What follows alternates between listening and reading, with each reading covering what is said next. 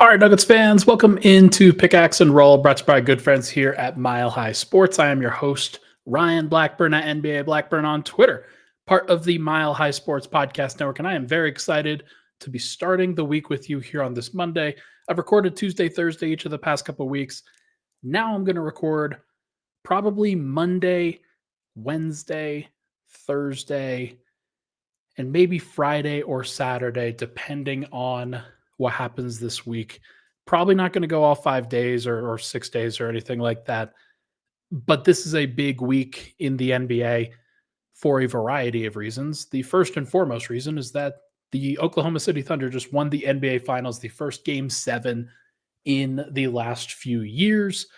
A horrible situation with the Tyrese Halliburton injury, just really, really tough. We'll talk about that and the NBA Finals as a whole and the OKC Thunder for the first 5 to 10 minutes of the show or so. We'll get into the Kevin Durant trade to the Houston Rockets. Thought that was a very interesting and good move for Houston. And then we'll talk about the Nuggets in the second segment. I think that it is important to talk about the Dario Saric news, although it was funny when putting together the rundown for this particular show. NBA Finals, Kevin Durant trade, Dario Saric opts in was the was the three main topics that I had for today's show. So one of those things is clearly not like the others. We'll get to that. We'll talk about the context of everything and what the Nuggets can start thinking about for this upcoming week, which is the NBA draft on Wednesday and Thursday. So obviously there's going to be a lot to get to. But for now, let's start with this. OKC was not everybody's cup of tea this year. That it was very clear in terms of everybody, I think, belittling them throughout the season. And like, I was very high on them overall. In retrospect, probably too high just based off of how much OKC struggled in the playoffs to get through some of these teams, especially teams that were clearly flawed. Denver pushed them to the brink in the second round of the playoffs. Obviously, OKC got through Memphis in 4. They got through Minnesota in 5. But then Indiana also pushed OKC to 7, and you could see the youth on OKC and the inexperience and not really handling certain moments, but also being kind of flawed at various points in this particular playoffs. But you just have to remind yourself that they are extremely young. They're one of those teams that we're going to remember a long time from now because I really do think that this is going to be the start of their journey together. They've got probably a 3 to 5 year run, I would say, of being at the top or close to the top of the NBA. After that, who knows? You can't really predict that far out anymore. But I do think that based off of where they are as a roster, as a organization, it's going to be really tough to repeat because it's tough to repeat in the NBA. They're going to be gassed. There's going to be a lot of ramifications coming for them from a financial perspective over the course of these next couple of years. They haven't run into those yet like so many other teams have. And like I said, they're also just not everybody's cup of tea. The way that they flop, the way that they play extremely aggressive defense and then sometimes don't necessarily like the refs will give them the benefit of the doubt way more often than a lot of other teams because they are setting the tone from a physicality perspective and they get the benefit of the doubt on whistles that they probably shouldn't. Shai Gilgeous-Alexander, also, I think the poster child of that throughout these playoffs, throughout this past regular season. But it's really hard to argue with the results, man. 84 total wins, 68 in the regular season, 16 in the playoffs. The only other two teams in NBA history that did that are two Michael Jordan teams, two Jordan Bulls teams. Like, that's crazy. That is a crazy thing to think about.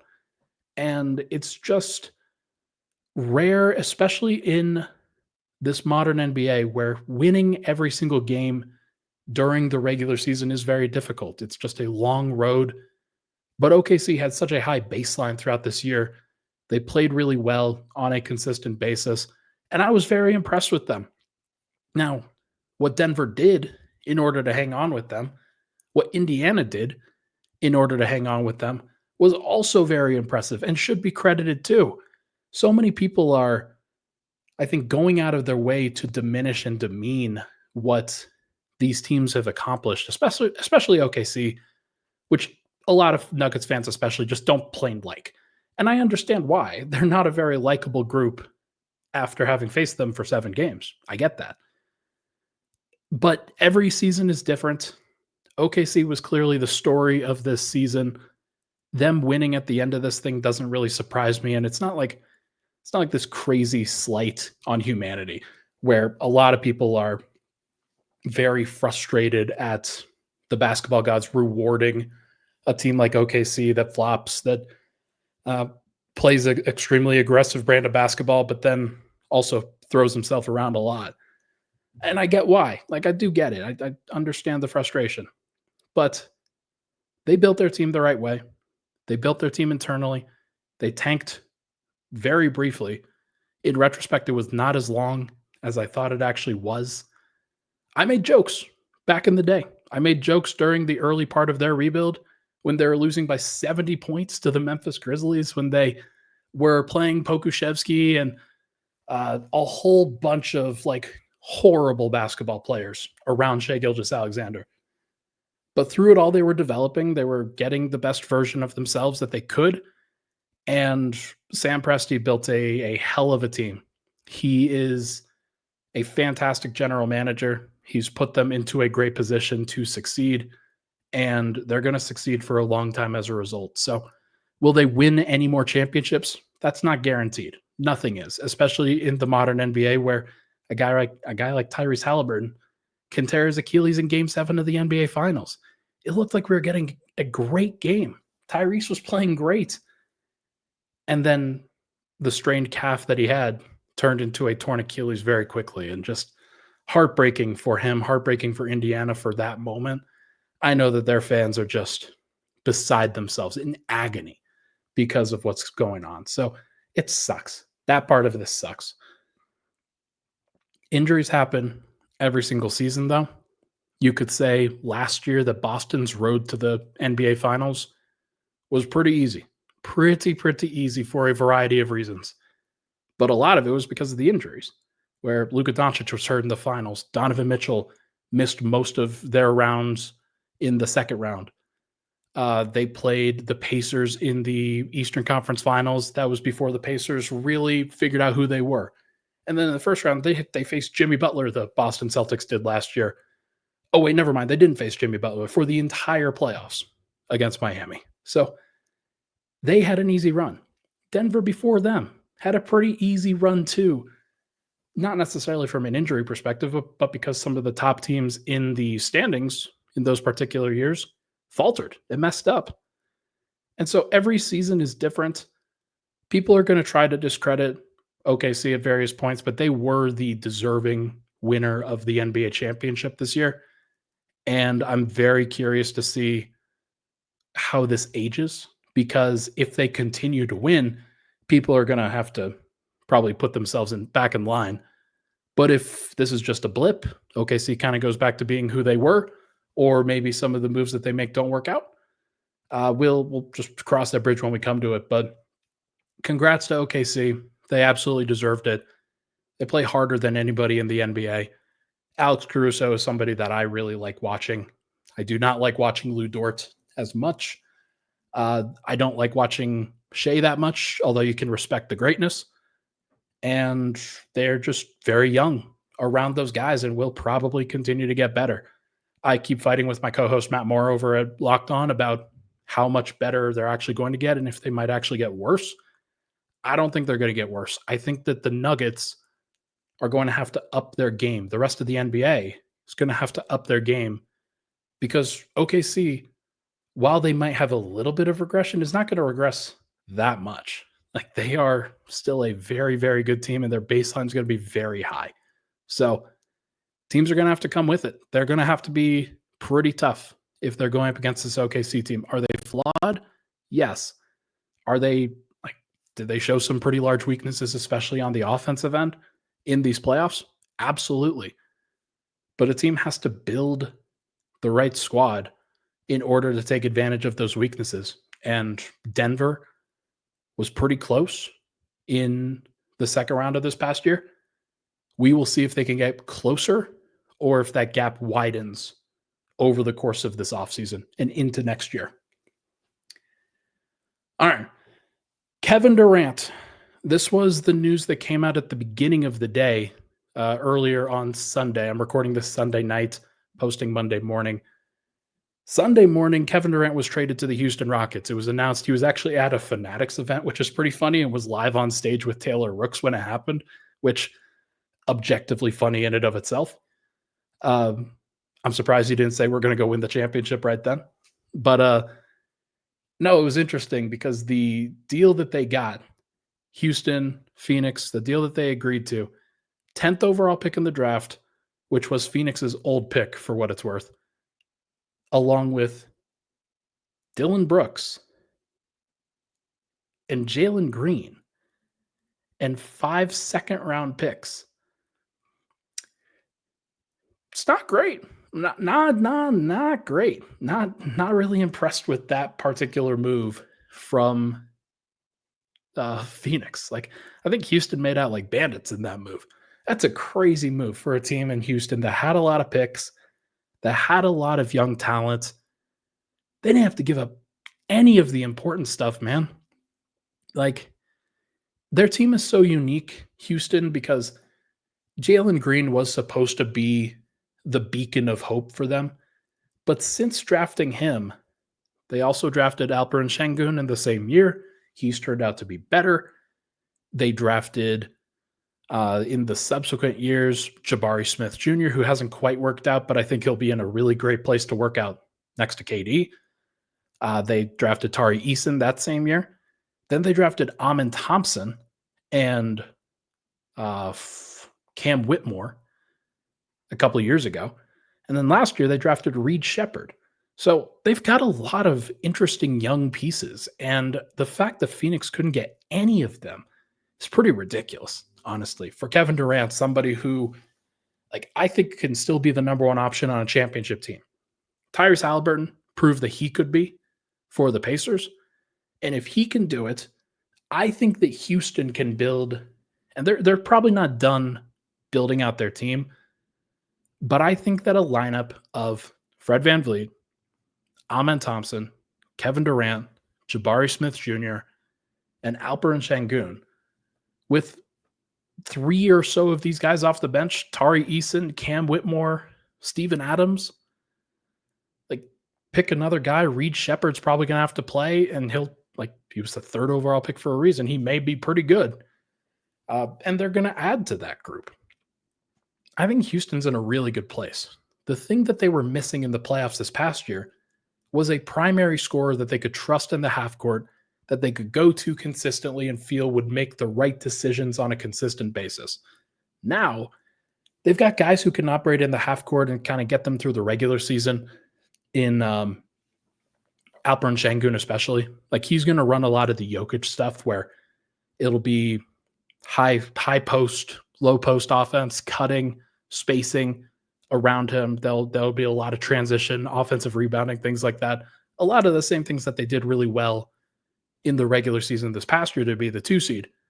But now, if that bogs down like it did in the playoffs against Golden State, you've got Kevin freaking Durant to go to in the mid post, to go to at the top of the key, to go to at the free throw line extended and say, hey, go get us a bucket, big guy. And he can. He absolutely can. So I think that this Houston team is going to be really dangerous. Are they better than the Denver Nuggets? They're in the same tier now. I think this elevates them a tier. I shared this, I think, on the last episode of Pickaxe, if I recall. In the tiers, I had OKC by themselves. Then I had Denver, the Lakers, the Clippers, and Minnesota in the next tier. Houston, I had a tier below. Now I would elevate them up to that same tier. So you've got 1 OKC, and then you've got 2 through 6 of those teams that I mentioned. And I think that's pretty reasonable. Like, you're getting Kevin Durant, you're probably going to get more free agents. There's still some other guys on their bench. They could bring back Jayshawn Tate, guys like that, Aaron Holiday. Like, they've got some pretty good depth pieces. So that team's going to be pretty solid, man. I'm pretty impressed with them. On Phoenix's side, not super impressed. You needed to get some future with Kevin Durant not being there for your team anymore. And you now have Devin Booker, Bradley Beal, and Jalen Green on the same team. That's like funhouse versions of the same player, the same kind of shooting guard, the scoring type. Some of those guys can play make better than others. Some of those guys can defend better than others, but they don't really fit all at the same time. Yeah, two of them could be on the floor, but I just don't think that this is a good deal for them. Dylan Brooks will help them defensively, and they've got some other guys like not Caleb Martin. Cody Martin is there. Royce O'Neal is there. Grayson Allen is there. But it's just a lot of guards and wings. They do not have any forwards for real. And their center situation was already trash. So, like, I think that they are going to be bad. And they did not do well enough in this deal to justify moving Durant at this time, in my opinion. They don't have their own, like, I think they have their own pick. Do they have it next year? No, I think some other team has it next year. I don't remember who it is. It might be Memphis, actually, from the Orlando Desmond Bane deal. That's wild to think about. But whoever has Phoenix's pick in this next season is going to be like through the moon about this trade. And now Jalen Green may not last the year, or he may not even last the offseason. With Phoenix, they may try to reroute him, but good luck, man. It's going to be tough. The other thing is that Phoenix is still 12 million over the second apron or so. So they have to get out of the second apron in order to aggregate salaries in a trade, in order to gain some flexibility back. So they are screwed. Like, they have so little hope. And the only reason that you could really justify having hope if you're Phoenix is because you're a free agent destination on a consistent basis. People love to go there. They love to play there. And they seem to get free agents, even for cheap, pretty consistently. So we'll see what happens going forward, but I do not think that Phoenix is in a good spot. I think that Houston is in a great spot now, where they could just have a run at this thing for a couple of years while Alperen Şengün, Amen Thompson, Cam Whitmore, Reed Shepherd, guys like that get better.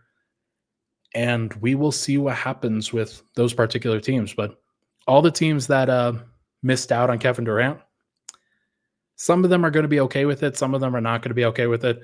I'm not really sure why Miami was doing this. It's not really like I get it, but their team wasn't good enough before in order to justify it. Houston's in a different tier in terms of how good they actually are. Minnesota, I could justify it. I could understand it. They're already in cap hell, so why not try to make something happen? By the way, speaking of Minnesota, Denver obviously haven't gotten their general manager or president of basketball operations sorted yet. Keep an eye out for the Minnesota guys now that Kevin Durant is not coming there. That's all I will say about that. I just wouldn't be surprised if there's some front office shakeups. Okay, let's take a break. When we come back, we're going to pivot to the Nuggets. We're going to talk about Dario Saric opting in, as well as Denver's flexibility. I'll show the cap sheet again, and we can talk about different things. We'll be right back here on Pickaxe and Roll.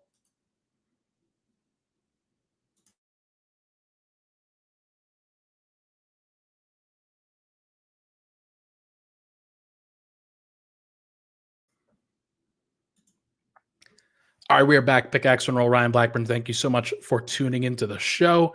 Hit that like button, hit that subscribe button. Would really, really appreciate it. Thank you very much for tuning in. All right, let's talk about the Nuggets. Let's talk about Dario Saric. He just opted into his $5.4 million player option. Yeah, let's go. Another kind of misstep by Calvin Booth, I would say. There have been several of them. I've been pretty vocal in terms of my dislike with a lot of the moves that he's made over the course of these last couple seasons. But I just think that this is one of those ones that could really hurt Denver. And if they try to handle it the same way that they had handled Reggie Jackson in his last year, then it could get worse.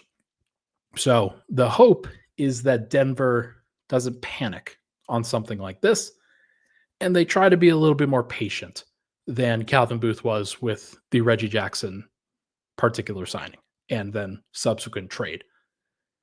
So Dario, he played 16 games this last season, played just 210 minutes. Stat that I have for you: Denver played their 15th game of the season. It was Dario Saric's 10th game on November 23rd. After that, in the regular season and playoffs, he played a total of 6 games. 6. Just like insane levels of screw up on all fronts. First of all, Dario was not ready to go for the Nuggets. He wasn't in a good position to be successful. He did not, first of all, make enough shots, but more than anything, he just looked so slow. He did not look like he was in particularly great physical condition. He had the Olympics before that, and so not necessarily surprising that it took guys a little bit of time, but Denver couldn't wait. They had other guys that they needed to play, and they couldn't have those minutes be screwed up. And his fit with Russell Westbrook early on in the season was horrible. And as we kind of learned throughout the season, Russell Westbrook with the second unit wasn't good for really anybody. Like it wasn't good for Michael Porter when he staggered. It wasn't good for Peyton Watson. It wasn't good for Julian Strawther. Russ was not a great stagger guy, not a great like bench unit leader. He was better as a starter. He was better working with the starters, blended with those guys a lot better, but could not uplift a bad unit, which is what the Nuggets needed from him. And it's what Dario needed. Dario was going to be a piece that kind of fit in to what the Nuggets were doing. But I think that Russ just sped things up so much, and the Nuggets needed to play at Russ's tempo in order to make that viable, that they kind of left Dario behind. And they didn't work with him. They couldn't at that point. They had to move on. It was an unfortunate situation, but I was kind of surprised that Denver never went back to Dario a little bit more consistently during the rest of the year. And so I wonder if there is at least a possibility that Denver, not just a possibility, I think it's more of a likelihood that Denver tries to agree to a trade where they send out Dario's expiring salary and then he agrees to a buyout with said team. Or if Denver can't get a trade, then they will do a buyout with Dario themselves. And so I wonder if that was part of the calculus at all. There have been a bunch of rumors from teams in the EuroLeague, teams overseas, that are hoping to get Dario Saric. And him opting into the team option or into the player option, that doesn't prevent him from being able to go overseas if he's able to agree to a buyout. And I think from the sound of it, it's something that he would want to do. It's something that the Nuggets would be amenable to. Now, the question is how much? And you're already talking about owner and governor Stan Kroenke and vice chairman Josh Kroenke, and those guys don't want to spend excessive money if they can. They want to be conscious of not going over the second apron and maybe even saving even more money if they can, because like being in the repeater tax is not fun, especially for a team that's been in the second round and lost each of the last couple of years. So it would not shock me if Denver and Dario Saric agree to a buyout and whatever that number is tries to reduce what his obligation would be to the Nuggets, and then Denver would have some extra financial flexibility to play around with on their end.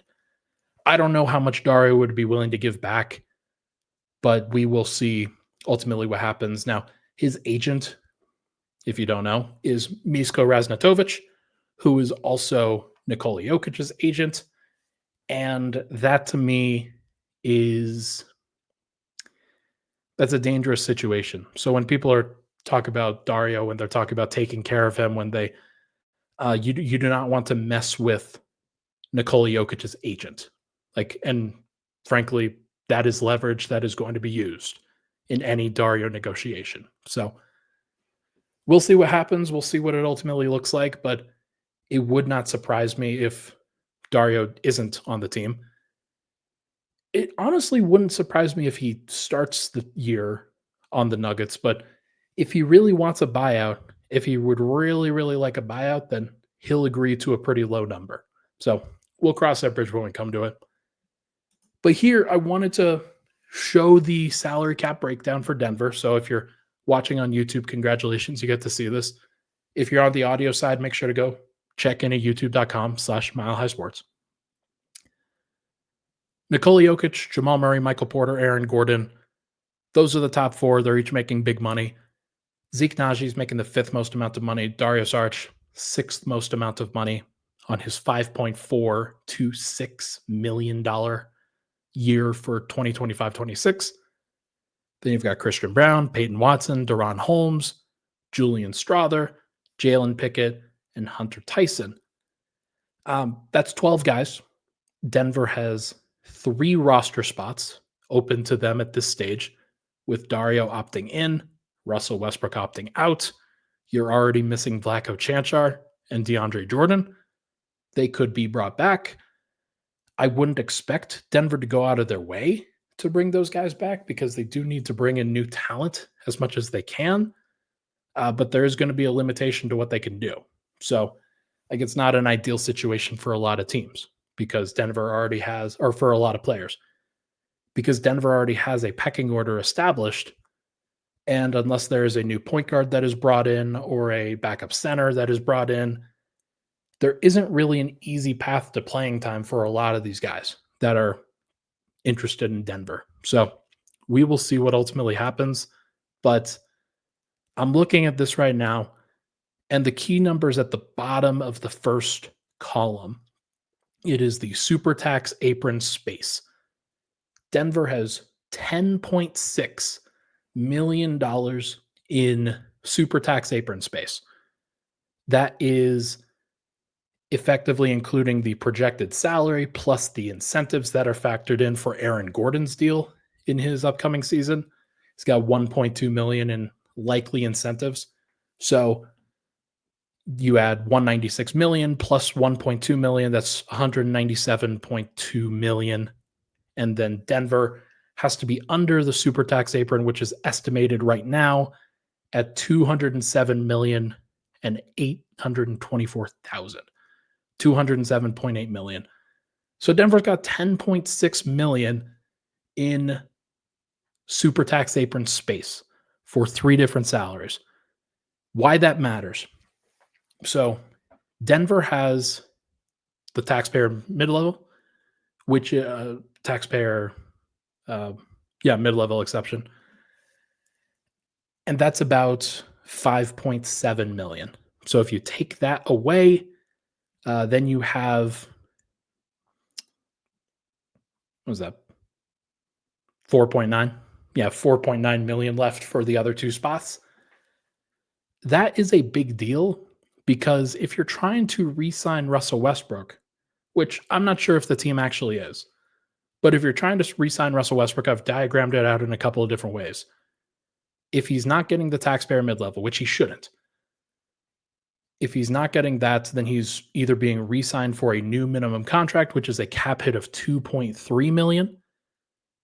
And then you have $2.6 million left over, though Denver could only sign a minimum guy. So it would be another $2.3 million. And then you've got about $200K, $300K in space underneath the super tax apron. That matters because Denver, if they are going to use that taxpayer mid-level, they cannot for any reason exceed $207.8 million in salary. So if there is a possibility that Denver makes a trade for more money, if there's a possibility, or maybe not more money, but for like a consolidation trade or something like that, let's say they turn 3 players into 1 salary. Let's say it's Zeke Naji, Dario Saric, and Peyton Watson for Grayson Allen. He's making like $17 million. Zeke and Dario and Peyton Watson together are making about 17, 18 million.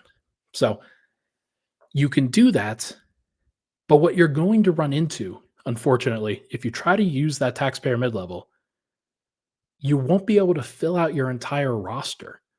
It'll be too tough. There'll be too much money going to those minimum contracts because every single minimum I think is going to have about a $2.3 million cap hit for um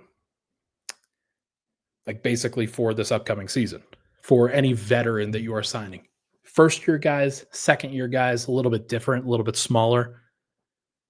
But if you're signing a veteran minimum, it's going to be a $2.3 million cap hit. So you have to build that in to whatever you're putting out there. And so this is why the finances matter. Denver can't just consolidate 5 of their guys for a larger salary. And then because they're going to have to fill out the rest of their roster, it's like not viable for them to actually do that.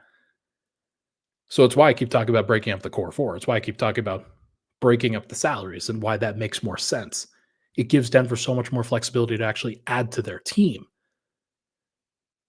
But if that's not the direction that Denver's going, the easiest way, because of Dario Saric opting in, because of just a variety of other factors, I think the easiest thing for Denver to do is make a small trade with one of Zeke Naji or Dario Saric and one of Peyton Watson or Julian Strother or Jalen Pickett or maybe even Hunter Tyson, somebody like that, and try to get a rotation player that you feel very comfortable with. Then add the taxpayer mid-level to that particular group, and then add a couple minimums. And then you got to be done. Like that's really all that you've got. Because if you're not going to break up the core 4, then that's the limited financial flexibility that you have. So look, because Denver doesn't have to worry about a draft pick, that's also valuable. Now, to be fair, like here's the other kind of wrinkle to this. If you trade into the draft and you get a draft pick, those guys are going to make less than the veteran minimum. It's one of the reasons why Calvin Booth did what he did. So he's trying to pinch those margins on the end as much as possible so that for the large salaries that he's about to pay to Jokic, Murray, Porter, Gordon, maybe even Christian Brown in the future, but it was KCP before, like because of those things, he did everything that he could to pinch the 6th to 15th man on the roster as low as possible. Like Hunter Tyson, Jalen Pickett, those guys were making small figures. And so if you're wanting to trade into the second round this year, sign those guys to a guaranteed deal that gives them a couple seasons, you could probably do that for 1.4, 1.5, somewhere around there. Those margins might actually be valuable. So something to figure, something to consider over the course of Wednesday and Thursday, really Thursday especially because that's going to be the second round of the draft. So I think that Denver is going to, they're going to be pretty marginal in terms of the kinds of moves that they make. It's probably going to be pretty underwhelming. When you get to free agency, and Denver will get there a week from today, effectively, if you're listening to this on June 23rd, June 30th will be when those deals start to trickle out. If it's Bruce Brown and you're agreeing to that taxpayer mid-level, then you're probably getting that. You might get back DeAndre Jordan if you're just wanting to re-sign a center, or if you're going for a different center, then you'll try to find somebody there, probably for a minimum. You might try to trade for a guard. You might try to trade for a wing. Let's say Bruce Brown falls through and then you go get a wing, somebody that can shoot, like really shoot, like a Luke Kennard or a Gary Trent Jr., somebody like that. That would probably go over pretty well in Denver's system. And that's basically it. Like, you're not going to be able to do that much. So if Denver can hold on to the value that they do have, they can plan it out, do things at the right time, they can build out a decent roster. It's not going to be awesome. It's not going to be a top-level team. But Denver will be able to do at least enough in order to stay attached to the rest of the NBA. most of these margin moves are margin moves. They're not these massive shifts. But like, I kind of think that Denver needs a shift. I kind of think that that would really benefit them. But I seem to be mostly on an island in that regard. So, whatever the case, I do think that this is a valuable time of year for Denver. Then you have to get it right. They just have to. Each of these past couple off seasons, Denver has not done a good enough job of making themselves a better team. It is time for them to end that, at least in some way, shape, or form. They need to have a win. They need to have something where it's a pretty clear home run, where something works out, because they haven't had that a lot. Like, it hasn't been clear over the course of these past few seasons. So we'll see what happens. But for now, that is going to do it for this episode of Pickaxe and Roll, brought to you by our good friends here at Mile High Sports. Thank you so much for tuning into the show. Really appreciate the love and support on the podcast as always. Like I said, I'll be back probably either Tuesday or Wednesday in a lead up to the draft. We'll talk about all the rumors. We'll talk about all the things that are coming out. And maybe I can even get on a guest, somebody who can share some insight, share some knowledge on the situation. That would be, I think, pretty valuable for this Nuggets team. Everybody have a good week. Keep it here on Mile High Sports. I will make sure to take care of you guys with some good content over the course of this week and then into free agency next week. All right. Thank you so much. Have a good one. That'll do it for this episode of Pickaxe and Roll. I will talk to you guys very, very soon.